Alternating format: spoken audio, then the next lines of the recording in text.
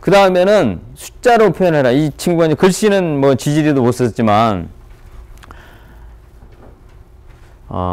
자, 종합적인 결론을 앞에 두 줄로 표시해놨네요. 그죠? 근데 이 땡땡 표시 이렇게 하면 안 됩니다. 요거는 참조라는 표시예요. 당구장 표시는. 이 친구가 이렇게 해놨어요. 저출산 고령화 문제는 국가의 복지 혜택 확충, 기업의 정책 확보, 개인의 의식 전환으로 풀어가야 한다. 종합적인 결론을 내놨네요. 그죠? 자, 그리고 나서 원인, 뭐, 문제점, 해결책 이렇게 해놨어요. 근데 보면 중간중간 이렇게 수치가 들어가죠. 그죠? 수치가 들어가니까 훨씬 더 신뢰성을 높여주죠. 근데 이제 우리는 습관이 잘 안 돼가지고 저렇게 여러분들 하라고 그러면 실제 수치를 통해서 프리젠테이션 하는 분이 많지 않아요. 많지 않아요. 그래서 저 같으면 토론 주제를 주거나 프리젠테이션 주제를 주면 저 같으면 가장 먼저 찾는 게 통계입니다. 통계. 그래서 통계를 잘 활용을 하세요. 그리고 이 친구는 이렇게 또 개념 분할을 했네요. 그냥 문제점을 나열하지 않고요. 어떻게 나눴어요? 국가적 측면, 기업 측면, 개인적 측면으로 개념 분할을 했네. 1차적으로라도. 이러니까 어때요? 훨씬 더 체계적으로 보이죠. 그죠? 그래서 문제점을 세 가지로 해놓고 역시 어때요? 해결책도 세 가지로 가져갔어요. 그죠? 정부 측면, 기업 측면, 개인 측면. 이게 훨씬 더 체계적으로 보이잖아요. 자, 예를 들면 저출산 고령화 현상 대응 방안이다. 그러면 이렇게 이제 얘기해 주는 거예요. 자, 여기서 그러면 피라미드 스트럭처를 간단히 설명해 드릴게요. 이게 안 나온 이게 있습니까?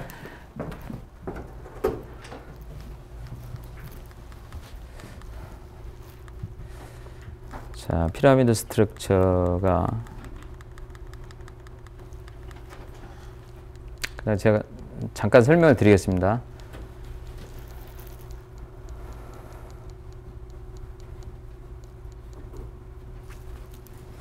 피라미드 스트럭처는 아까 말씀드린 대로 이겁니다. 자, 전체적인 결론이 여기 들어가요.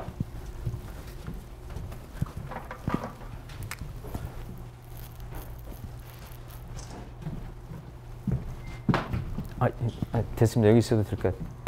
자, 여기에 뭐가 들어간다고 그랬죠?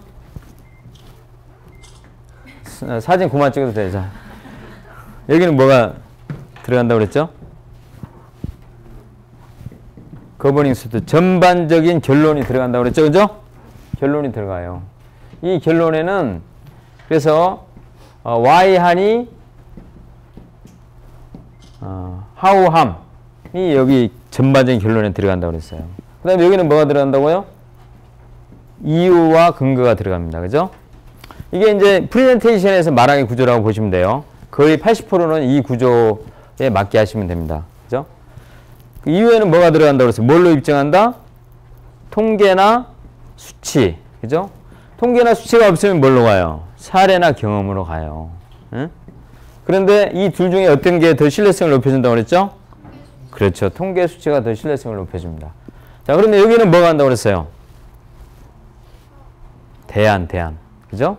그래서 how, 즉 대안이 갑니다. 대안이. 근데 이 두 부분은 어떤 걸 시키라고 그랬죠? 개념화를 시키라고 그랬어요. 그죠? 개념화. 자, 이러면 와 닿아요?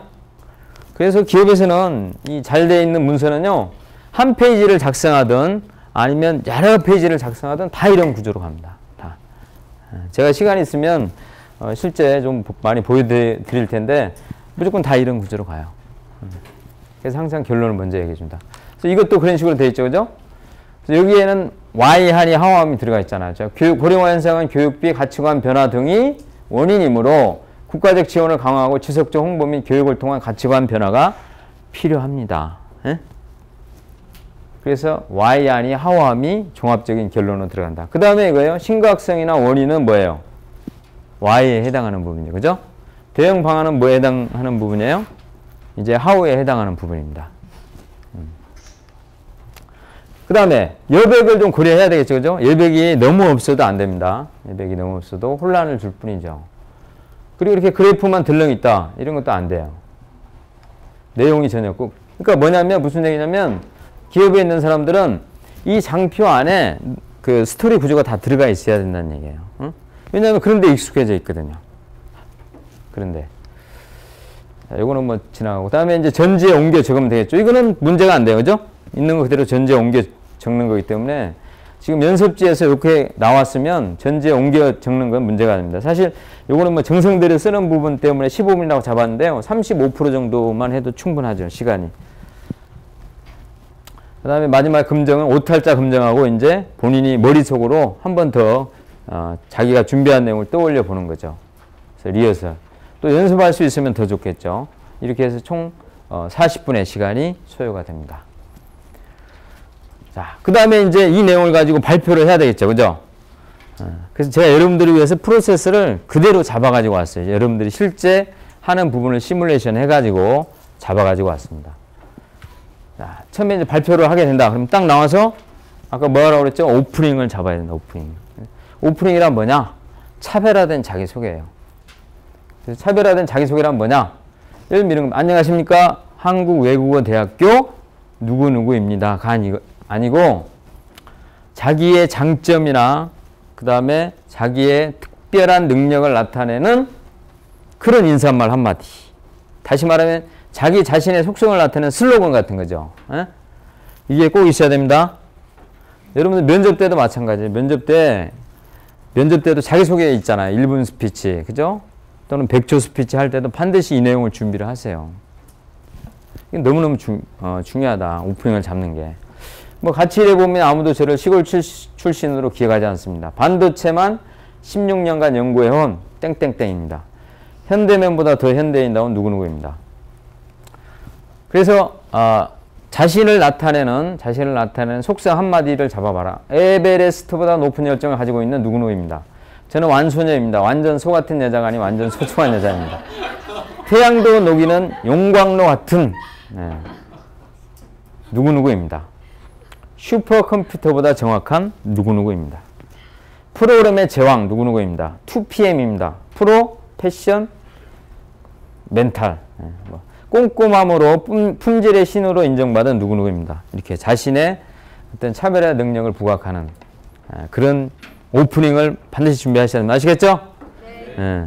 그래서 이제 듣는 면접관들은 사실 비슷비슷하잖아요. 앞뒤가 비슷비슷하면 마지막에 떠올리는 사람이 바로 이렇게 오프닝을 인상적으로 한 사람입니다. 이게 이제 초두 효과죠. 초두 효과. 자, 그 다음에 이제 자신감 있는 인사가 필요하다. 그죠? 자신감 있는 인사. 당당하게 하라 이거죠. 딱 가리고. 이게 자신감 있는 모습을. 그리고 안정된 자세가 필요하겠죠. 실제 할 때 안정된 자세. 그리고 자신 있는 발표. 자신감이 절반이다. 뭐 한국경제에서 이게 기사가 나왔던 건데요. 이 친구가 얘기했습니다. 발표 잘하는 최고 비법은 자신감이다. 즉 스스로에 대한 신뢰다. 스스로에 대한 신뢰. 상금도 500만 원 받았대요. 이상준 씨인데. 그리고 심사위원들의 얘기를 들어보면 심사위원들도 자신감 넘치는 표정과 목소리, 자세가 특히 인상적이었다. 자신감이 강한 사람일수록 말을 잘할 수 있다고 생각한다. 이 친구도 이렇게 얘기했고 심사위원들도 그렇게 보였다는 거예요. 자신감. 자, 그러면 네. 감사합니다. 그러면 어떻게 해야 자신감이 보여지는 걸까요? 됐습니다. 감사합니다. 아까 저를 미남이라고 소개 안 하셔서 자, 어떻게 해야 자신감 믿는 걸로 비춰줄 수 있을까요? 그렇죠. 이 친구가 좋은 얘기 했어요. 본인은 잘 안 했으면서 잘 알고는 있습니다. 아이 컨택이 중요해요. 아이 컨택. 그러니까 내가 시선을 보내준다는 얘기는 여유가 없을 때 시선을 보낼 수 있을까요? 이렇게 골고루? 못 보냅니다. 그죠?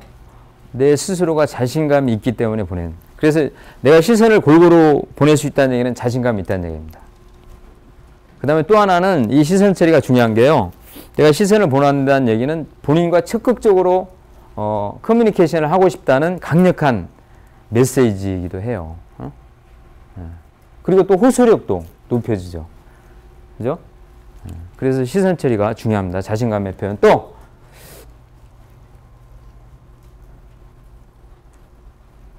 어떤 게 자신감 있는 모습일까요?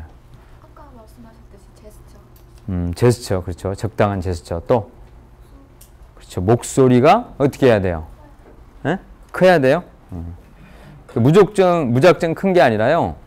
확신 있는 목소리. 목소리가 작아도 그런 목소리가 있습니다. 이제 스피치 하시는 분이 뭐 잘 해주시겠지만 확신 있는 목소리가 있어요. 예? 작지만 확신 있는 목소리. 한번 볼까요?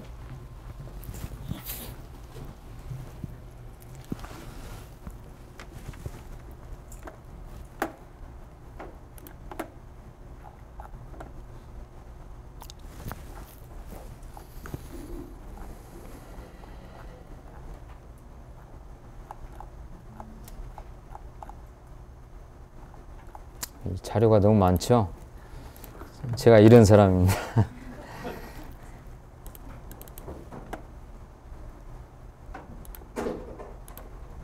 네, 여러분들 늦어도 상관없나요? 네.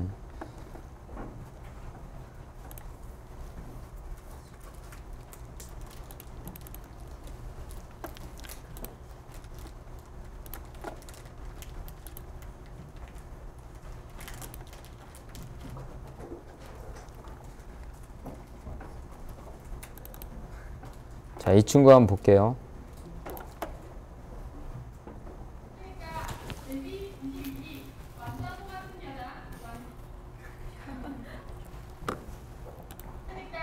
데뷔 92기 완전 호같은 여자 완소녀 조유미입니다. 저는 빈티나는 사람이 되고 싶습니다. 여기서 빈티란 빈자리에 티가 나는 사람입니다. 저는 3번 카드만은 빈티나는 인재가 되기 위해 이 자리에 섰습니다.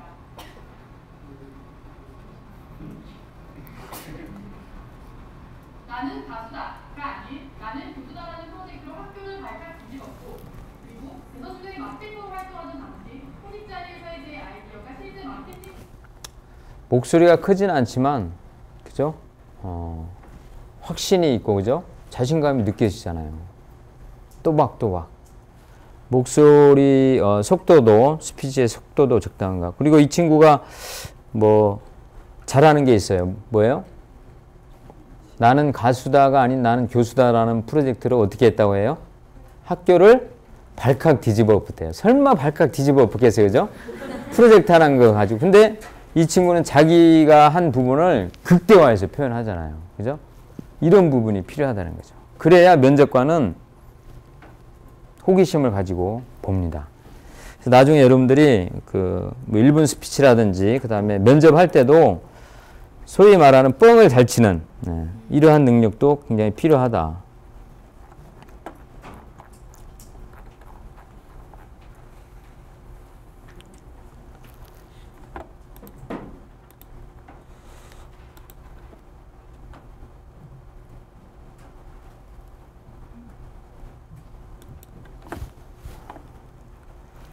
자, 그래서 실제로 하는 모습이요. 하나만 볼게요. 하나만.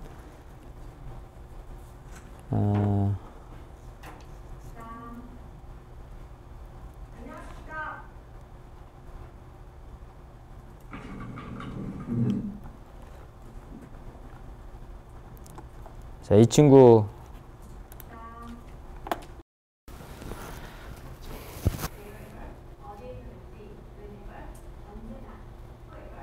잘 안 들리네, 그죠?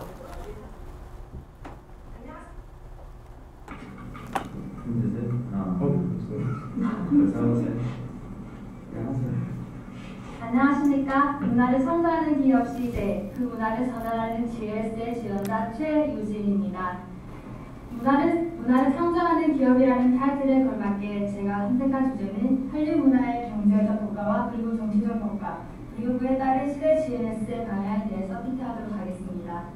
우선 파란 눈을 가진 소녀가 소녀시대의 지를 부르며 춤을 따라 추는 것은 절kan의 어색한 일이 아닙니다. 쌀의 강남 스타일이 미국 전역을 들썩이며 전 세계인들을 춤추게 만드는 것 또한 더 이상 어색한 일이 아닙니다. 지금 전 세계는 한류 문화에 열광하고 있으며 자, 이 친구는 뭐 자료 작성은 사실 엉망이죠, 엉망. 그죠? 완전 엉망. 하지만 스피치 자체는 자신감 있고 잘해요. 이제 끝까지 들어보면 알겠지만.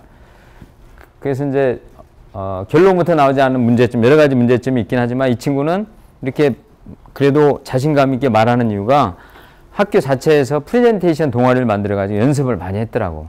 연습을. 그래서 이런 친구들은 이제 조금만 더 개선해주면 이제 좋은 잠재력을 가지고 있죠. 그래서 여러분들이 스피치는 자신감 있게 하는 게 무엇보다 중요합니다. 자신감. 그러니까 저는 그렇게 얘기해요. 이 자리에 나오는 순간은 프로처럼 행동해라. 프로처럼. 나는 프로다라는 생각을 하세요. 그래서 그렇게 할 수 있으려면 또 긴장하지 않는 거죠. 그죠? 어떻게 하면 긴장감을 줄일 수 있는지 궁금하죠? 뭐 첫 번째는 두말할 필요도 없이 연습, 준비가 가장 많이 돼야 되거든요. 또 하나는 머릿속으로 이렇게 생각해보세요. 구나겠지. 자, 따라해보세요. 구나겠지. 잘 안 들려요. 구나겠지. 화음이 안 맞네. 구나겠지. 뭐냐면 이 자리에 서는데 정말 떨리는구나. 응? 긴장되는구나. 인상들 험악하구나. 응? 그래서 망하겠지? 떨어지겠지? 이런 생각 대신에 뭐예요? 정말 긴장되는구나. 하지만 잘 되겠지. 잘 되겠지. 응? 잘 되겠지라고 자꾸 스스로 생각하십시오. 또 어떤 사람이 이렇게 생각한대요. 이 형광등이 켜져 있는 동안에는 앞에 있는 면접관은 나를 사랑한다. 응? 이렇게 마인드 컨트롤 하는 거죠. 또 뭐 어떤 분은 그렇게 한다고 합니다. 이 앞에 있는 사람들은 초등학생들이다. 초등학생들. 뭐 수염 나고 막 머리 다 빠진 초등학생들이 앉아 있는 거죠, 이 앞에. 뭐 그렇게 생각하는 것도 하나의 방법이라고 합니다. 그래서 마인드 컨트롤이 참 중요한 것 같아요. 저는 그렇게 해요. 생각해요. 일단 나는 최선을 다한다. 그리고 내가 긴장한다고 해서 내가 준비한 내용 이상을 할 수 있는 건 아니잖아. 그죠? 내가 아무리 긴장한다고 해도 할 수 있는 건 내가 준비한 거의 100%밖에 안 돼요. 하지만 긴장하면 내가 얘기할 수 있는 게 줄어든다. 발휘할 수 있는 게. 그래서 그냥 최선을 다하고 결과는 하늘에 맡기자. 진인사대천명. 저는 항상 그런 자세로 합니다. 그런 자세로. 내가 시간이 없어서 준비를 못했다면 뭐 어쩔 수 없죠. 하지만 최대한 자신감 있게 있는 그대로 준비한 만큼 그냥 보여준다고 그렇게 생각을 해요. 그러면 마음이 좀 편해지는 것 같아요. 자, 여러분들 활용하시기 바랍니다. 제스처는 아까 설명을 드렸어요. 왜 필요한지. 그리고 반드시 결론부터 해라. 요거는 이제 잡코리아에서 나왔던 기사인데요. 프리젠테이션도 처음 오프닝은 결론부터 말하고 결론을 도출하게 된 동기 및 이유에 대해서는 풀이하는 것이 면접관들을 설득하고 이해시키는데 중요한 공식이다. 마무리나 앞서 얘기한 것을 최종적으로 핵심적인 부분을 다시금 정리해 주는 것이 좋다. 잡코리아 프레젠테이션 전략편에서 나온 얘기입니다. 요거는 아까 이제 보여드렸던 피라미드 스트럭처예요. 그래서 이렇게 논리를 전개를 하라. 뭐 이 정도만 해주셔도 좋을 것 같아요. 요거는 이제 실제 기업에서 제가 작성했던 사례를 가지고 나온 겁니다. 제가 이 보고서 하나로 칭찬을 엄청 받았어요. 제 최고 경영자에게. 그러니까 저게 한 뭐 20, 30장 다른 사람들은 했겠지만 딱 조 한 페이지로. 그래서 이 한 페이지에는 종합적인 결론 딱 때려주고 그 다음에 검토, 그 다음에 보완 방안, 즉 대응안이죠. 이렇게 해가지고 극찬을 받았던 보고서입니다. 어디 가세요? 자, 뭐 여기까지 했는데 혹시 질문 있습니까? 제가 오늘 준비한 내용은 다